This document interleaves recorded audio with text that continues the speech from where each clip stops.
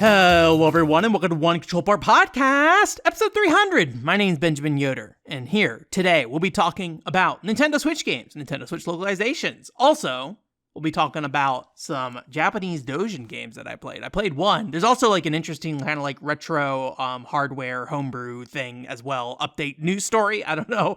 We'll get into that when we get there, kind of thing. So I'll be talking about that. And then also, I played a little bit of the original NieR. So I want to talk about that because I kind of had an interesting experience with that game in a way that I wasn't really expecting as somebody who had already played that game nearly a decade ago, kind of thing. So anyways, very exciting show. But you're like, Ben, episode 300, baby.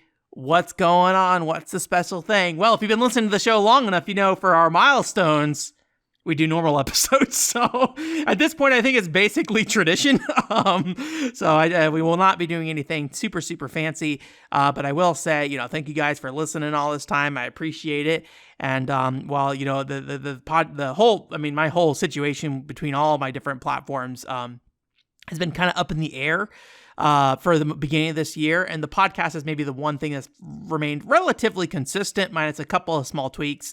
And I think for now that's going to remain the case. But I think in the future, once I kind of get, the YouTube channel in a place that I'm happy with and things like that, I might put my eye towards, what I want to do with this podcast in the future and going forward. But for now, we will operate as is. So, but one new thing actually, before we get into any of our deep news stories or anything, deep plot, I did actually make some changes in the last week or so to the Ko-fi page. So if you don't know, I accept donations on Ko-fi if you're interested in that.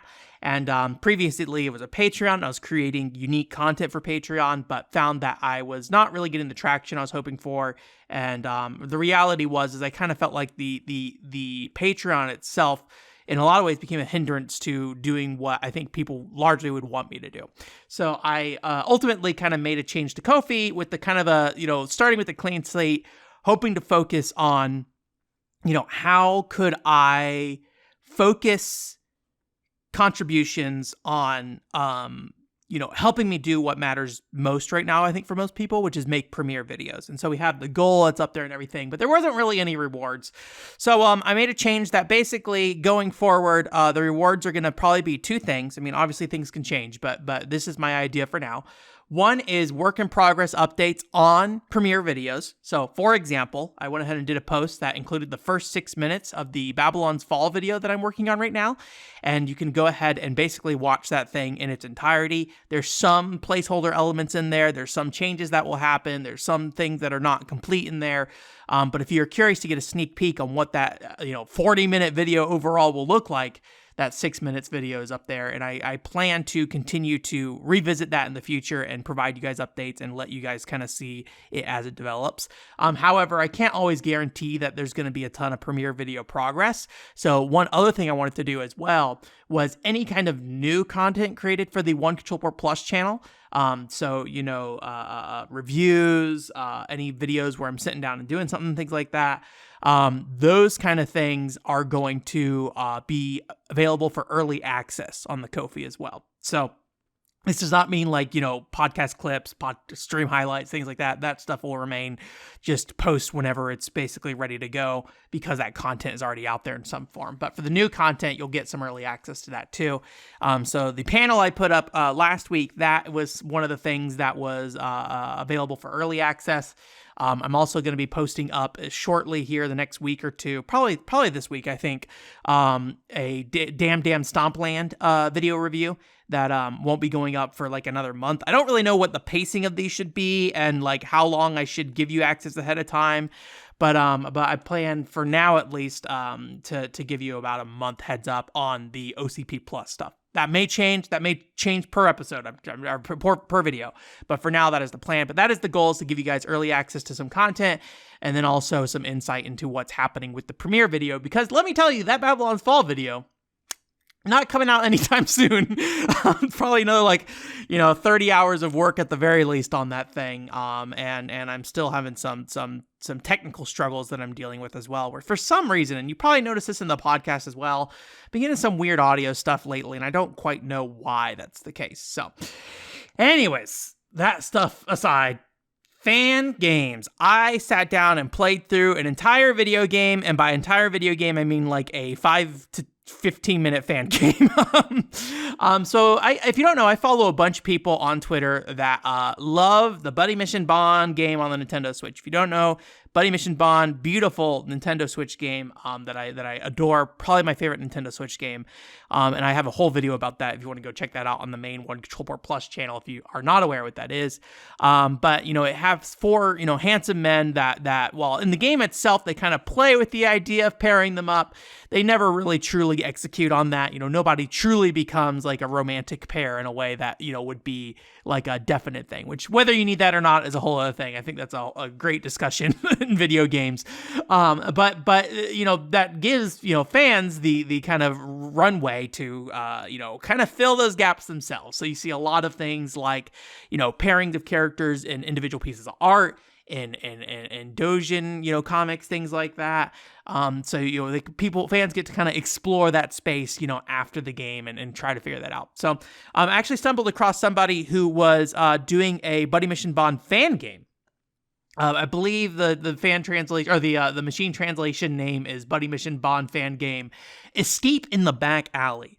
And this seems more like a proof of concept more than anything else. I think the actual script actually came from like a short story somebody wrote about Buddy Mission Bond, but kind of adapted it to like a select a response kind of format in a typical kind of visual novel style game fashion, and as well as kind of Buddy Mission Bond fashion. And it essentially tries to kind of recreate that Buddy Mission Bond feel while using, fairly low budget, assets. So, they're going to, pulling, photographs that have been like, splotched out in a way that makes them more like painterly backgrounds. They have very kind of like, jazzy Buddy Mission Bond feeling music that's not, actually that music. I don't know if anybody made it. I'm going to guess it's just like RPG maker music or something. But, it's made on a budget for sure because it's a doujin game, right? And but I think they do a really good job of kind of replicating the feel of Buddy Mission Bond, despite not really having the graphical or the production value to do that, in the ways that you would expect them to be able to do that. But, it's not as readable as like the main Buddy Mission Bond video game and things like that. But I think it'd be kind of silly to expect that as much. But the character arc is actually pretty nice. It has kind of a unique look, but also looks like kind of vaguely like a lot of the assets in the game in a lot of ways, in a way that I find kind of charming. Like the characters have a more softer look to them to some extent.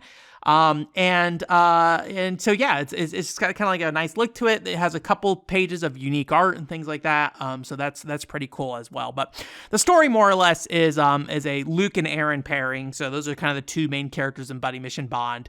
And, it starts with Luke kind of running through an alley, essentially saying he's being chased by somebody, right? And so Luke, as a detective and as a cop, you might expect on the job, that is the typical thing that would happen, where if he's in a bad situation, he might have to run away. Stuff like that happens in the game as well. So it makes sense. But as you're going through this story, some things kind of start to, get a little weird, where you're like, oh, he's describing to like a homeless guy who's pursuing him because he's trying to like get the homeless guy to help him hide, like what the person chasing him looks like, and the description of him sounds like Aaron. And it seems pretty clear that this game takes place after Buddy Mission Bond is over. So obviously he would not be running away from Aaron, probably because they are buddies, Buddy Mission Bonds. So he's running away from them, and you get to choose different options, like, talking to the homeless guy. There's like a bang on this locked door and try to get somebody to help you kind of thing. And also there's like hide in the trash can. So you get 3 different options you can choose from. And the ultimate result of all 3 more or less is the same, where Aaron catches you.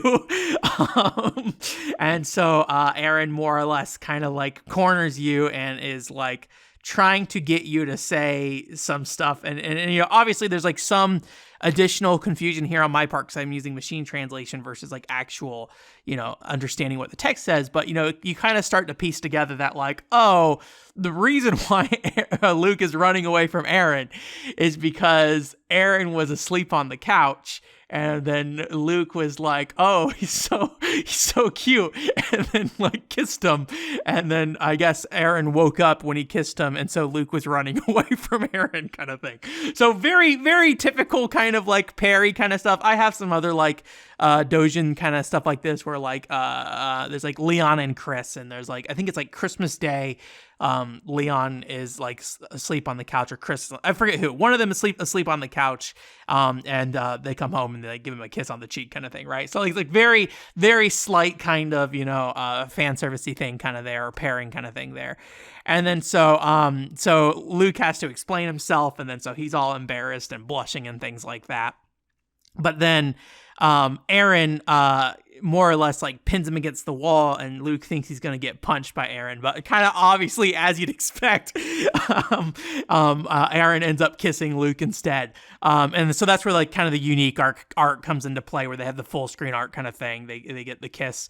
I feel like there's 3 pieces of unique art. I can't remember for sure, but there's at least 2, and they're with Aaron kissing Luke, kind of thing. So very cute little like proof of concept, easy to get through story. There's 3 different endings depending on what you choose, and I think I may be wrong. I think every choice ends with the bad ending first. The second choice you make gives you the happy ending, and the third choice gives you like the full ending, kind of thing. Where at the full ending, you guys get home, and Luke is like, "Oh, it's time to eat. What do you want to have?" And Aaron is like, "You," kind of thing. So there's not anything there. It's not explicit or anything, but it's that kind of flirty play kind of thing you kind of expect in this kind of fan product, I feel like. So it's cute overall, I think, and so there's actually another fan game they put out that I did not play yet. I was going to, and I forgot to. I was looking at it right as I was writing up these notes for this podcast. I was like, oh, dang it, I forgot to sit down and play through that. So we'll have another return to a Buddy Mission Bond fan game here shortly, but it seems to be a Christmas story featuring Luke and Aaron as well. Kind of spoilery, I will say, so I won't say too much about that right now. And then when we get there, I'll let you know about the spoilers before we get into it. But anyway, so cute little thing, but I think the bigger thing out of everything, despite the kind of like straightforward kind of pairing storytelling as that you're expecting, is that the assets they chose, I think, were very smart, and I think they do a very good job of replicating the Buddy Mission Bond style, using essentially off-the-shelf parts, and I think that was something that was really well done overall. So this one featured just Luke and Aaron, but if you know Buddy Mission Bond, there's also Mokuma and Cesare, however you want to pronounce it. I don't really know. Like, it's one of those things that, like, I say a Tokadol, but then also there's, like, a Tokador, which is right, I don't really know, and somebody should tell me that at some point, maybe. But then also, like, who are they telling me that, and are they somebody who would actually know, kind of thing, is a whole other thing. But anyways, so that person making that game, I reached out to them on Twitter, and they said they are working on another game, and it seems to feature all 4 of the characters, kind of thing. I don't know how extensive it is, but it's, I don't want to say too much. It sounded like it might be fairly close to being finished, but I don't know for sure. So just got to keep an eye on that and check it out. So, I would love to do maybe some kind of like short video, whether it's like just a podcast highlight of all these games that I'm talking about, literally what I'm saying right now, not this part, but the thing I just said, or maybe just doing like a little compilation piece. But I never know, like, it's hard to know with that kind of stuff, like, I don't know the cultural differences a lot of times, and I fear that, like, if I go and put somebody on, not blast, but putting them on a pedestal that they may not necessarily want, kind of thing, I sometimes worry about that kind of thing. And then trying to communicate that over like machine translation, I think, can be a difficult thing as well. So I don't know. We'll see. I'm like, do I ask permission, I guess, is what I'm asking the question on. Do I ask permission and that? But at the very least, I talked about it here, and I think that's good. But I think a lot of times, unfortunately, the kind of best way to do it is just do it and then ask for forgiveness later. But in the case of like cross-cultural stuff, I'm going to take a strong guess that I'll never know if I do it, if they have any problem with it, kind of thing. So I don't know. Anyways, but yeah, it was fun, cute, and I really enjoyed it. So I'm looking forward to checking out more. Looking forward to checking out the Christmas Story one as well. So, I'll link to the booth page that has the download. It is free. And if you've played Buddy Mission Bond, you play it the exact same way I recommended playing Buddy Mission Bond. Just, a lot less visual information, a lot less audio information. So it might take a little while, but thankfully, because you go through the story 3 times, you can kind of better put the pieces together once you understand kind of the full extent of what's happening in the plot. Though I just kind of spoiled everything for you. So yeah. So anyways, it was a good time, and I had a good time doing that. In addition to that, and for Babylon's Fall, and also for King of Fishing eventually, I wanted to play through the original NieR Gestalt. Not play through it, play a lot of it to get some footage. I don't have any NieR Gestalt footage. If you're like, Ben, you had NieR Gestalt footage in the NieR comparison video. Actually used somebody else's footage for that. I think I sourced them in the video. I hope I did. But I really wanted my own footage just to include in the Babylon's Fall video, because in the Babylon's Fall video I talk about NieR a little bit. So I wanted to go ahead and record that. And also, if you don't know, I don't know, maybe I shouldn't say this. I mean, NieR's so old at this point. Is it a spoiler? I don't know. At the end of NieR games, you delete your save file. And so it's hard to go back and get footage because I no longer have a save file. So I basically have to play through the game again if I want to get footage for those games that I was playing, well before I started just recording everything, right? NieR Automata, same deal. I didn't record that game. Although I need to check to see. I might have some local recordings on my PS4, but I feel like I probably deleted those for space.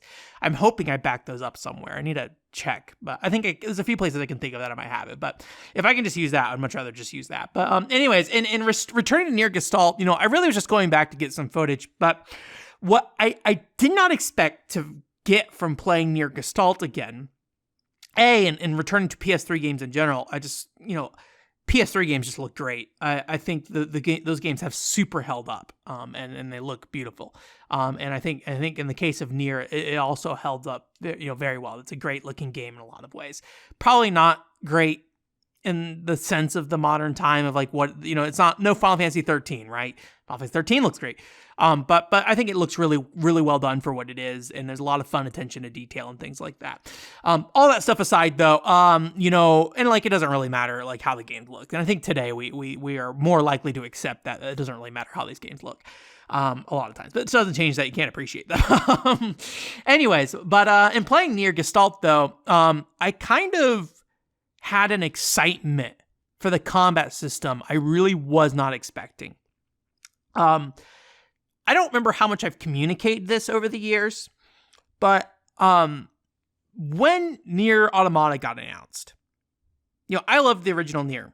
I think NieR Gestalt is an amazing game. It's my favorite PS3 game. Maybe the favorite game of that generation, although the Wii would probably give it a run for its money. Happy Dance Collection. NieR cannot stand against Happy Dance Collection. I do love Happy Dance Collection. Wii Ski. Oh my God, that would be an amazing conversation. Wii Ski versus NieR. What is my favorite of that generation? Anyways, but it is my favorite PS3 game. But when we got to the point that the sequel was announced, NieR Automata, whatever it's pronounced as, I kind of ran into a problem where, well, maybe ran into a problem is the wrong word.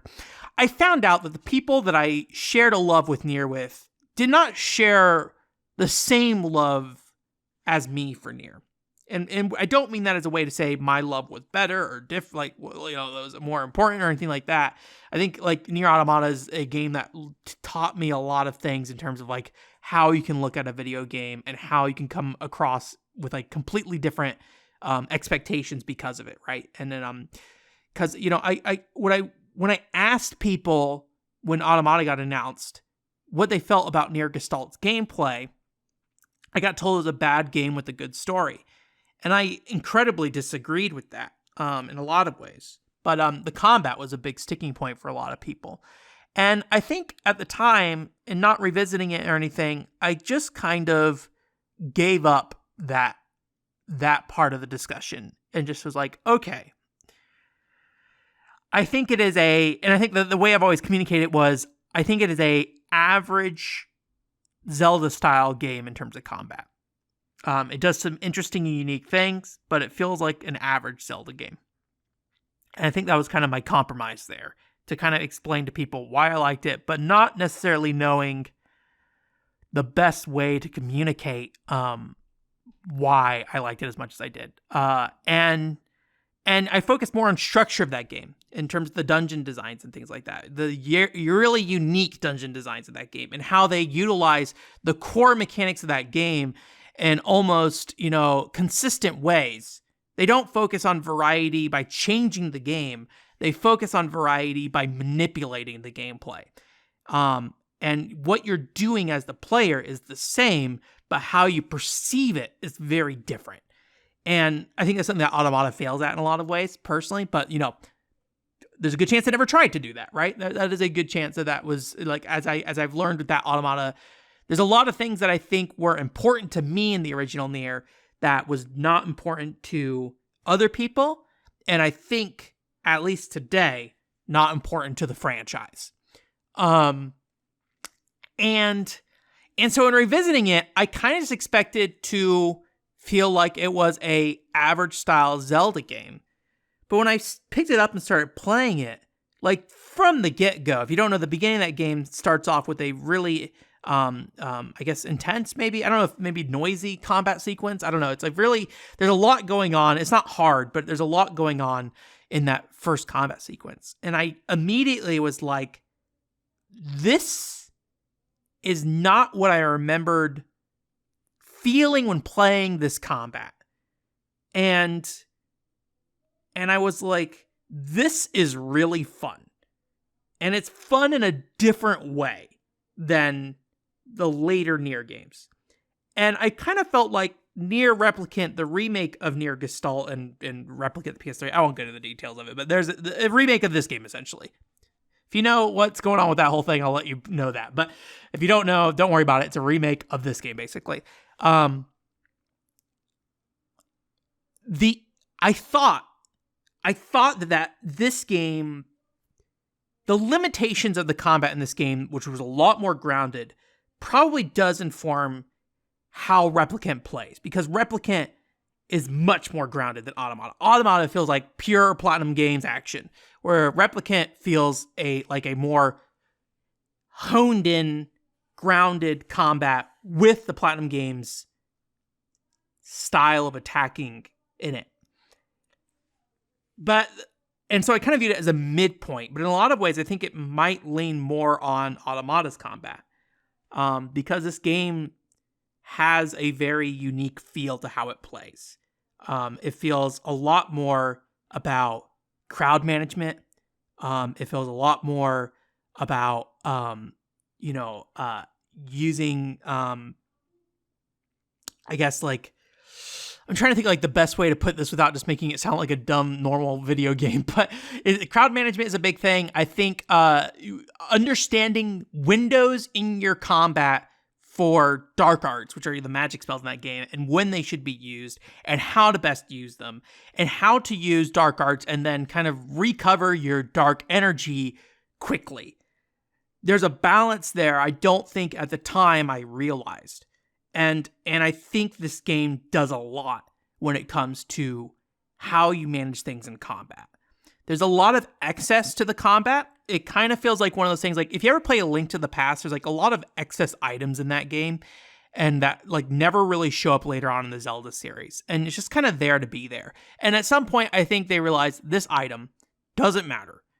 Trim it, nobody will miss it kind of thing. And there are elements of that in this game where there's like a charge sword skill you can use that like it does not really fit into anything you do so far, at least from what I've played. Also, there's like a finisher move too that just feels super awkward to use. But everything else there feels really good. And does it have like a loose feeling to it in a lot of ways? Like it does not. It feels like a more free-form movement game than a game like NieR Automata, where NieR Automata really wants you to be engaged with one particular enemy. And then sometimes they open that up to like killing multiple groups of enemies at once. But I don't think how you interact and why you interact with that group is the same. And I was really kind of taken aback by just how this game feels, I guess. I don't know. I feel like I'm trying to find the words in this moment. That's probably very obvious, but I was really, really kind of blown away. And I was like, I need to get like maybe an hour of footage, and like I went almost like 4 hours of playing that game, which I almost got through the entire first part of part 1. And for King of Fishing, I found out I need to actually get a little later in the game. If you don't know, King of Fishing is my side stream series where we're going and playing a bunch of fishing mini games. And NieR's a little complicated, but as far as I can tell, we probably can get what I want to do with it once I get to a certain point in the game, and I'm actually kind of right before that point. So I was originally not planning to play anymore because I thought I had kind of gotten to the fishing part, but I still need to go a little bit further. So I will play a little bit more. But yeah, I just was kind of blown away in a way that I really was not expecting. And it gives me so much more respect for that original game in a lot of ways. And it does make me wonder if I went back to NieR Replicant, a game that I think at the time I said, was probably the best iteration of NieR's combat. I really wonder if I feel that now.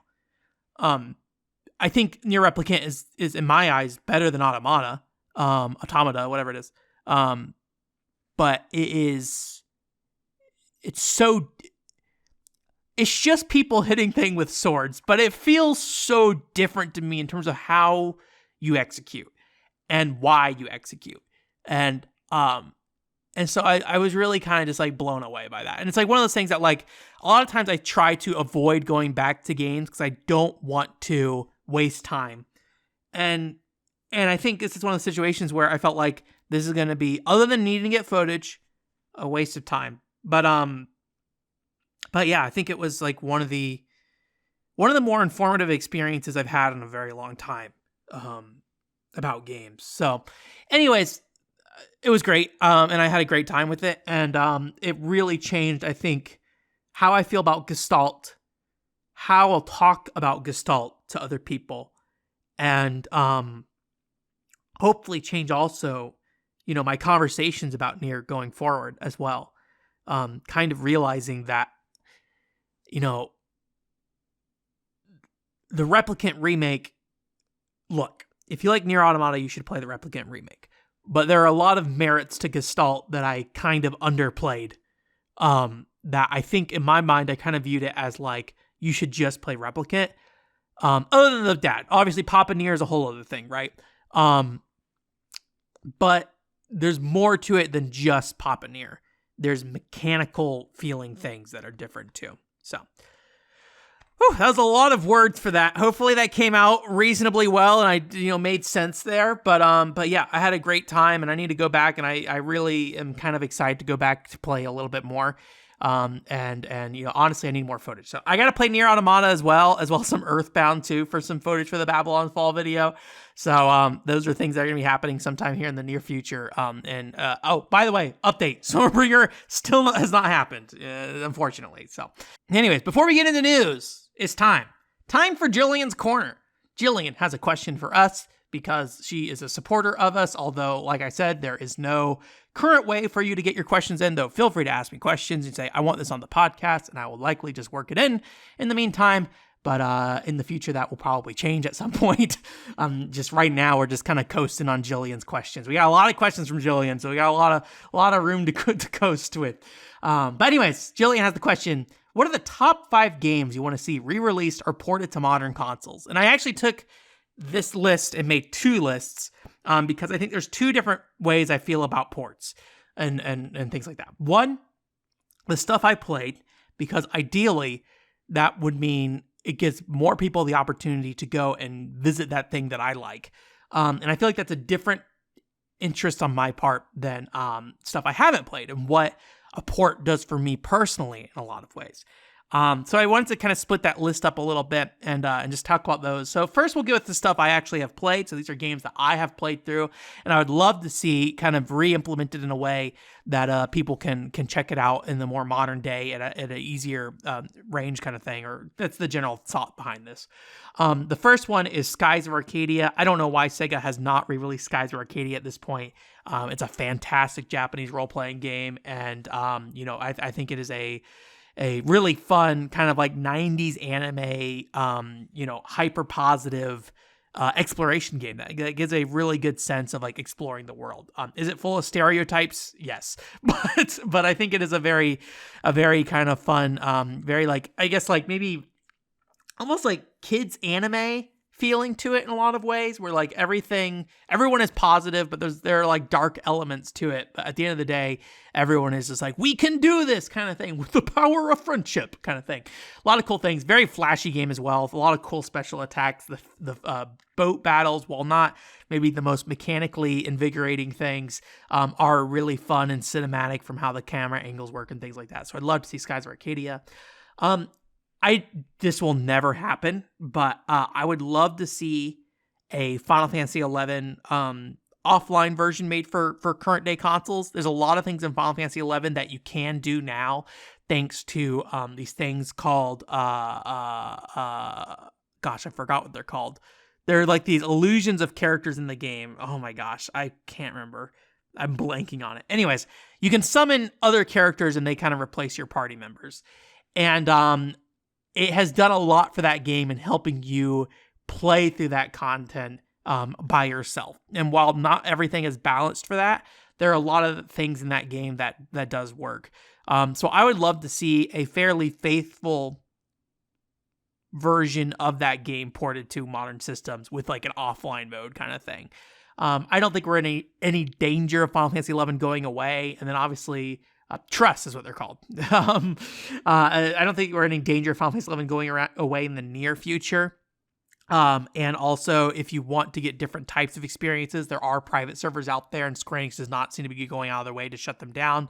I don't know what the situation would look like if you want to host your own server, but ideally, kind of the less barriers you have to entry, I think the better for that kind of thing. So I would love to see something like that.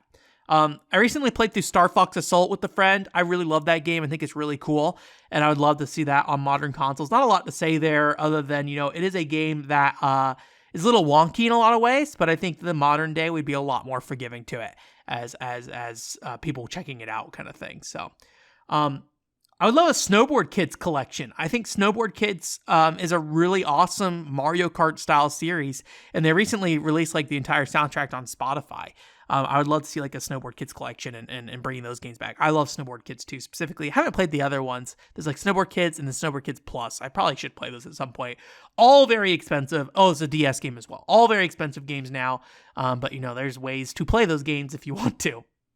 And the last one, I have two here actually. Let me decide between these real quick. One's Nintendo, one is PlayStation. Do I have, what does the balance of this sheet look like? Sega, PlayStation, Nintendo, Atlas. So we have a Nintendo and another Sega one. We'll do, look. Man.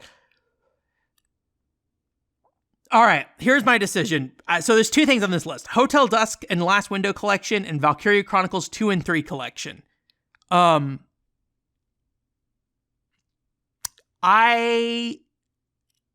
think I would prefer people to play Hotel Dusk and Last Window over Valkyria Chronicles 2. So let's do that one. As much as I like Valkyria Chronicles 2 and need to eventually play 3 on myself, I guess that's why I just have Valkyria Chronicles 2 list here because I have not played 3 yet. I think Hotel Dusk is a series that I would be more preferable to people having more regular access to. That being said, the assets in that game, I would hope they have the source assets, but I would guess they probably don't. So I don't think that would scale well to console without some work kind of thing. Valkyria Chronicles 2, also a very cool game though. Games I haven't played, I think today it's really hard for me to find like re-releases I'm excited for because I usually prefer to play the original. But say, for example, I could only play the remake versions of these games. I would love to play a reported version of these games. I always want to play the original Doc Hack series on PS2. I know they did the GU ports, but I would like to play that original series. The Mystical Ninja Goemon game on the Nintendo 64 is a game I always want to play as somebody who's a fan of Castlevania 64. I think there's a lot of crossover of things that I would really enjoy in that game, so I want to check that game out. That's the 3D platformer one, not the 2D platformer one. Koldelka? Is that how you pronounce it? Koldelka? I don't know if I spelled this right. Koldelka. The Shadow Hearts kind of prequel game on the PlayStation. It's got a really cool game, and I would like to see that kind of revived, and people seem to really enjoy it. In general, I think Shadow Hearts as a series would be a cool series to kind of bring back in a lot of ways. Zombies Revenge on the Dreamcast is like I think a beat 'em up kind of thing, but it always seemed like a bunch of goofy fun. So I would love to see that on modern systems. And then Burning Rangers for the Sega Saturn, because Burning Rangers is a game that I think I've always been like really interested in, but I've never been in a situation where I've had access to a Sega Saturn. Very short game, and I think it's like 40 minutes long, but I think today I would have a lot of fun with it. Where I think back in the day I would have been a little bit more disappointed if it was only 40 minutes long. So anyways, there's my list of games that I want ported or re-released for myself and for other people. So thank you again, Jillian, for that question. We got some news stories. A lot of Switch news stories here. First and foremost, Fortnite most. Spike Chunsoft is actually localizing a game we talked about a while ago. I think X Fitness was the original publisher for this, which was Fitness Runner, but it's now known as Fitness Circuit.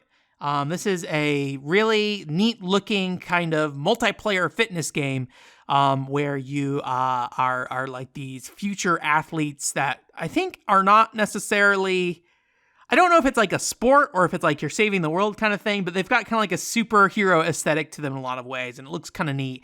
That's getting localized, and it has a really fancy box art that really seems like it's trying to invoke fitness boxing vibes. So I think they're trying to get in on the success of Fitness Boxing 2 here. But it's got a really nice box art. I think a better box art than the Japan, which that's very rare. I feel like that happens, but very cool looking game. And I am on the fence about checking it out. I also want to kind of play Fist of the North Star Fitness Boxing, but at the same time, I feel like I never really spent the time with the original Fitness Boxing that I should, and so I kind of want to go back to that and put more time into that as well. So yeah, that's coming out again. Fitness Circuit. I think it's like $40 or something like that for the physical copy. I don't know what the digital is. May, I believe, is when it's coming out. May 26th. Yes. Switch Nudity is back, baby. We had a little bit of a discussion about a while ago. One of the publishers who's putting out kind of more erotic Switch games was kind of lamenting the fact that Nintendo was no longer accepting as scandalous of games after the whole thing with the game. The original game was called Massage Freaks, and I think the file name was Beat Replay or something like that. But this is that massage game where you massage girls. It's a rhythm game, and I heard that is actually a pretty good game overall, but it never came to Switch actually because after some drama, some of the characters were named after real people, which was concerning. So there's a lot of things, and also there's like apparently some things in Japan of like sexual, I guess a sexual assault maybe, of people in Japan, in massage parlors, things like that. Or at least that was kind of the narrative at the time. I'm not an expert on any of this stuff, so don't come to me and say like, that's not the case. I mean, feel free to tell me it's not the case, but just know that I have no idea what I'm talking about beyond what very little I read at the time.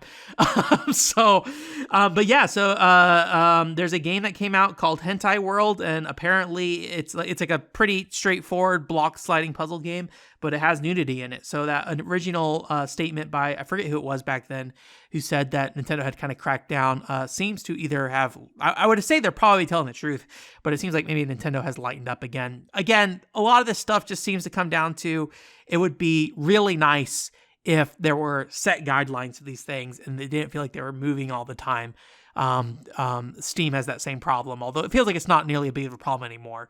But yeah, it'd be really nice if that stuff was more clear for going into the future. So anyways, that is back apparently. There's an interesting game that kind of caught, I feel like, the Twitter community that I follow's eyes for a little bit, which is a toilet paper switch game. Do I have the name for this? I don't think I have the name here on, let me see if I can figure that out. But it's a game, Give Me Toilet Paper Please, for the Nintendo Switch. It's by this guy who apparently likes making unique controller games. He has two other like unique controller games that like have you pulling a sword out of a stone, and the other one's like you like flip the glasses up on like a mannequin head. But obviously those are things that aren't necessarily accessible to people, but you can take a Joy-Con and shove it in a toilet roll. And so you get a piece of cardboard, put the Joy-Con in the toilet roll, and then roll it back and forth. And it's like a maze that the toilet paper rolls in the game. And you're kind of just like, balancing it as it goes down and dodging, shredders and things like that will destroy the toilet paper before it gets to the looks like a salary man who needs some toilet paper kind of thing. So cute little thing. I like ideas like that. I would love to see more games that have more unique ideas like that take, a Joy-Con and finds, everyday household things. There's like a Chibi Robo game, Photo Finder maybe, that I really want to check out. And that asks you to go and like take pictures of things in your household as well, including toilet paper. And then Chibi Robo rolls out the toilet paper. So shove your Chibi Robo in a toilet paper roll and then roll it down an obstacle course. So yeah, very cute little Switch game as well. Kind of speaking of small-time creators though, there's a pretty cool program that recently got announced. If you're not familiar with this, there's a platform called Project Egg, and Project Egg is has been around a long time actually, and it's a way to revive old PC games. There used to be, I think it was Game Tap in the US. It kind of felt like that era when this thing came around. And so it revives old PC games. So you can play, PC 98 games, PC 88 games. These are Japanese specific PC games, MSX games, I think as well. And so it's a really cool platform. I don't think many Westerners use it. I don't know if there's any like weird boundaries, if there's like a VIP or what's it called, VPN needed or anything like that, or like Japanese credit card or something. But not many people in the West use it, I believe. But one of the cool programs they're opening up is that they're opening up their platform to homebrew games now. So you can use upload homebrew games you make for platforms like the X68000, like the PC 98 and things like that. So that's very cool to see that, because it is difficult to access, platforms that can run these things at times without using an emulator. I mean, obviously Project X is an emulator, but here's an official capacity where they manage the emulator on their side versus you managing an emulator on your PC, right? So I think that's like a really cool thing to see put online kind of thing. So I don't think it's relevant to most of us, but I think it is a cool thing in the realm of Japanese indie game developers kind of thing, and Dojin game developers and things like that. And I'd be curious to see if like old Dojin games show up as well. Somebody has access to their old code that they wrote, if they would be willing to go ahead and upload stuff on there. Don't know if they're charging for it. I mean, I think Project Egg in general is like a subscription service, but I'm going to take a guess that they're probably not going to pay much, or if anything, if it's like a user submitted thing, if anything, it might be a very minimal amount depending on how many people actually play it or something. So anyways, it'd be interesting to see.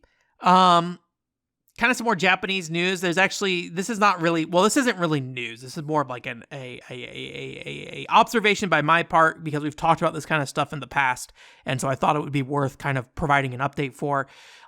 Japanese sales numbers now include PS5 games and PS5 consoles. Well, let me rephrase that.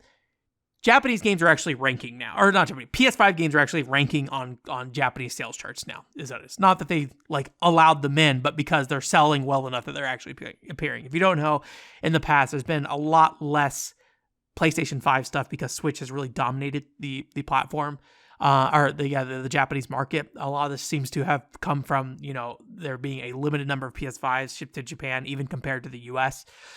Which we already had limited numbers here as well. So it seems like that it's finally kind of picking up pace there now that they have PS5s available in the market. The PS5 hardware outsold all Switch units combined for the week and things like that. So kind of cool to see that the PlayStation's finally starting to pick up there, and we'll get to see, the impact of, coming too late to the market. Does that impact the sales?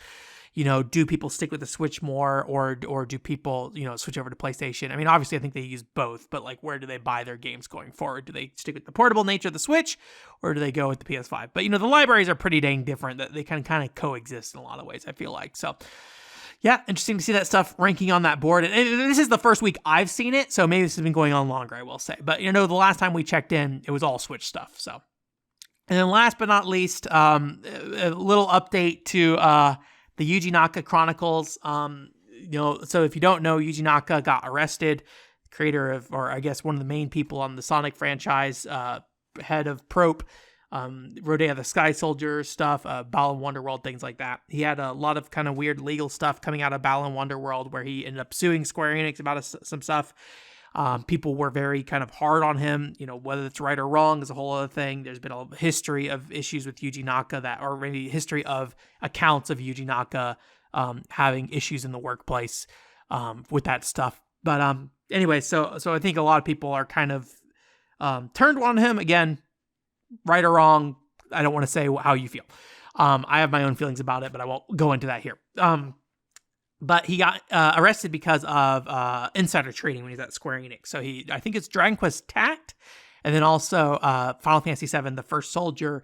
He invested in some companies that had not announced that they were working with Square Enix yet. So they invested money into them, and then probably, I would assume, sold after they announced their product with Square Enix and their stock price went up, which is insider trading. So he admitted to doing that in terms of the actual process of doing it.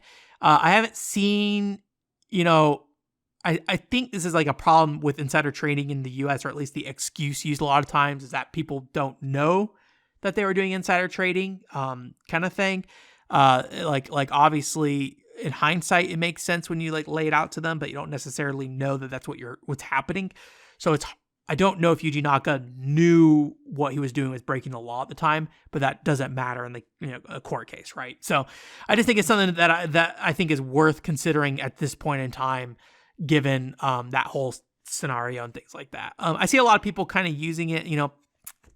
We're in the Yuji Naka dunk zone, so you see a lot of people using that as ammo to kind of give him a lot of trouble. I will say, in my opinion, there are much bigger things to give Yuji Naka some trouble about. I mean, not directly going after him, but there are things that seem a lot worse than this. But I feel like this is just kind of people kind of putting on more of a people celebrating this is more of a putting on like a layer that just feels like trying to push his head under the water further and further kind of thing. So again, I'm not saying how you should feel about Yuji Naka. I've got my own feelings about Yuji Naka. But I think it is definitely a relevant news story. But I think that was something worth thinking about. Of just was he aware that he was even what he was doing? But again, in the eyes of the law, that doesn't matter. So, but in the eyes of people making fun on the internet, I think that is something that is worth considering. So, anyways,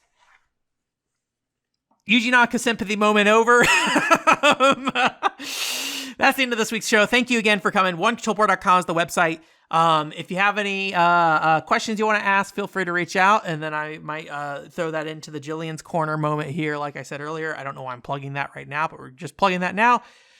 Like I said earlier, for Ko-fi, if you support me there, you'll get early access to the Babylon's Fall work in progress video. Maybe early access probably isn't the right word for that one. You get a sneak peek because nobody else is going to see that version unless you subscribe to the Ko-fi. And then also, there's probably going to be a Damn Stompland review, which is like a PlayStation 1 arena fighter, very cute looking game. That will eventually go free, but for now, it's going to be early access, and I believe that should be going up this week. So, anyways, that is all. Thank you guys so much for coming, and I hope you guys have a great week. Go check out the panel if you didn't check it out. It is live. It went up live last week, so go check that out if you did not. Talk to you later. Bye.